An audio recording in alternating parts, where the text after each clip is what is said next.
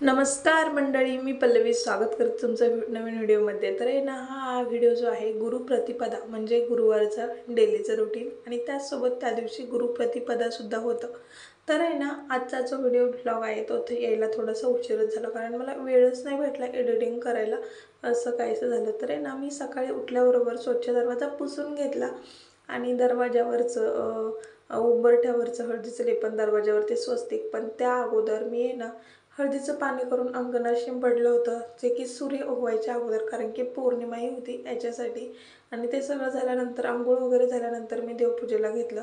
असं झालं, देवपूजेचं मी सगळं आवरलं आणि त्यानंतर या दोघा बहीण भावांचं चाललं होतं तुझं माझं।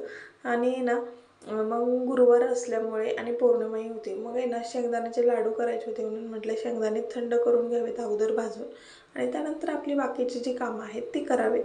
मुलांचं कसं मध्ये मध्ये काहीतरी येतात, गोंधळ करतात, मग ते काय काम करावं ते सुचत नाही।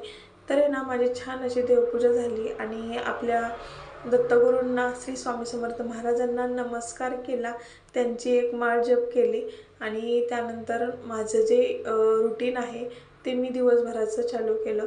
आता सगळ्याच गोष्टी ज्या असतात त्या व्हिडिओ शूट करणं होत नाही, कारण की जर का ट्रायपॉड घेतला आणि ठेवला तर मुलं ते ठेवत नाहीत, काढून फेकतात, मग असं काहीच होतं।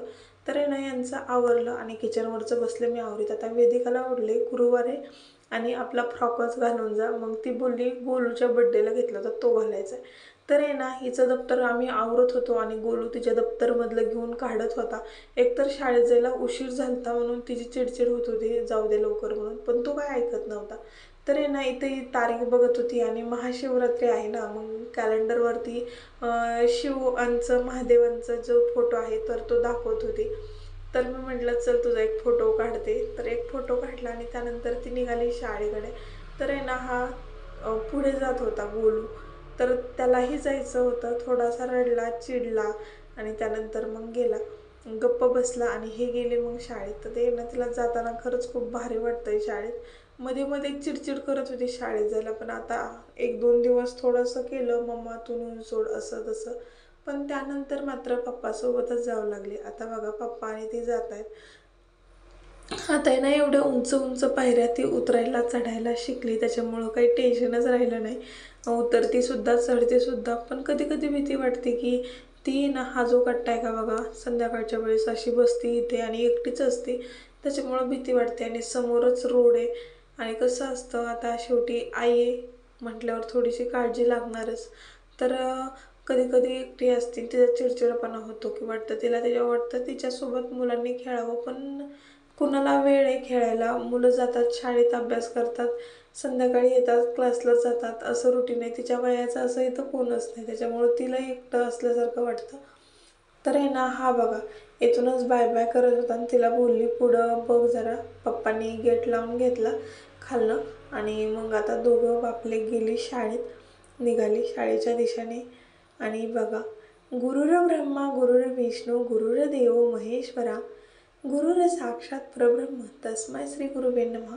तिला आम्ही एवढं शिकवतो की तुम्हाला ज्या मॅडम ज्ञान देत आहेत, जे मॅडम शिकवत आहेत, मदतनीस असतील, अंगणवाडीच्या मॅडम असतील, त्या काहीही बोलू देत, तू उलट उत्तर देऊ नको किंवा काही बोलू नको। तर मॅडम बोलल्या, ती काहीच बोलत नाही, एकदम शांत शांत असते, मुलात सुद्धा लवकर मिसळत नाही। सो त्याचं जरा टेन्शन आहे, मुलात मिसळलं पाहिजे आणि हे सगळं केलं पाहिजे। मॅडम बोलले मुलात मिसळत नाही म्हणून ओरडले, तर ती बोलली पप्पाला मी नाव सांगणार आहे। तर तिला बोललं असं काही म्हणत जाऊ नको बाळा, कसं मॅडमच्या एकदम मनातून उतरलं की मग ते लक्षही देणार नाही नंतर, असं काही करू नकोस, तू उलट उत्तर देऊ नकोस, हेच आम्ही सांगतो। आणि हा बघा, ते गेलेत शाळेत, पोहोचलेही असतील कदाचित, त्याने जवळजवळ 15 मिनिट माझ्या इथं खाल्ले, घरातच येत नव्हता, खूप हट्टीपणा करत होता, नाही येणार, नको नको, बघा मान डोलावतोय।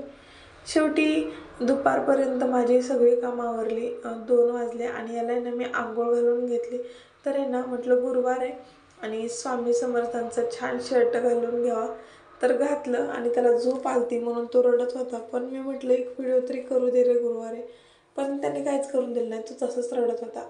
तर आहे ना, दीदी शाळेतून आलती, दुपारीच आली, 2 सव्वा 2च्या टायमिंगला आली, तो झोपला की ती आली, तिचेही कपडे चेंज केले, तिलाही स्वामींचं शर्ट घातलं त्यालाही घातलं आणि संध्याकाळच्या वेळेस आहेत ना ते दोघं असे बाहेर खेळत होते आणि मस्त खेळत होते दोघं एकमेकांना बहीण भाऊ. आणि ते खरं सांगू का खरंच खूप भारी खेळतात. वेदिकाही समजून घेते, तोही घेतो.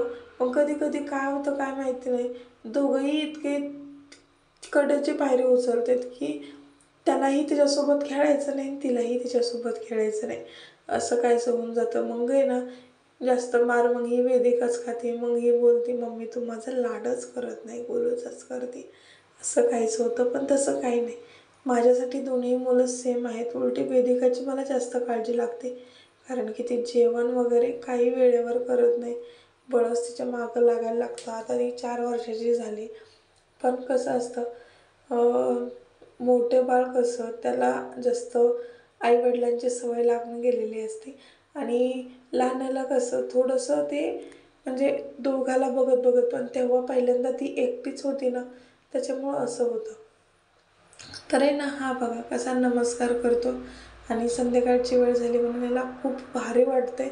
मी जास्त कधी त्यांना बाहेर खेळून देत नाही, पण आज थोडंसं म्हटलं असू देत. गुरु प्रतिपदासुद्धा आहे आणि भारी वाटत होतं. दिवसच खरंच खूप भारी होता. पौर्णिमाही होती त्याच्यामुळं छान वाटत होतं. पारायण सोहळा मंदिरामध्ये छान प्रकारे पारही पडला आणि यांना बोलली होती व्हिडिओ घेऊन ये, तर त्यांनी आणलासुद्धा होता.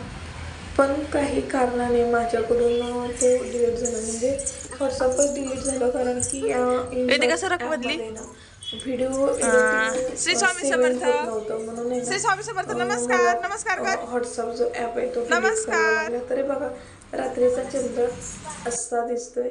तर बघा घराच्या समोर हे झाड आहे आणि झाडाच्या आडून चंद्राचं दृश्य मी कॅप्चर करून घेतलंय.